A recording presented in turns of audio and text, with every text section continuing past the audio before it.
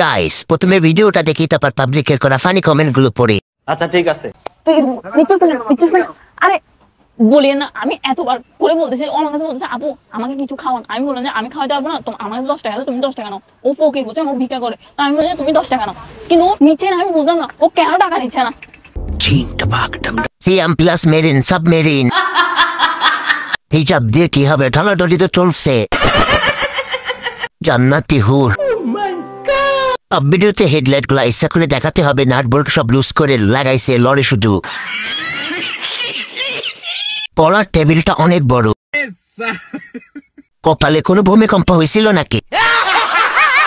কি কমেন্ট করবো বুঝতেছে না, প্রচুর বুক কাঁপতেছে।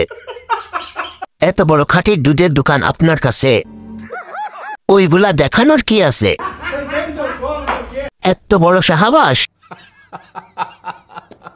দুধ বের করে হিজাব পরার কি দরকার? মানা করি এসব ভিডিও দিস না, আমি দিন দিন শুকিয়ে যাচ্ছি।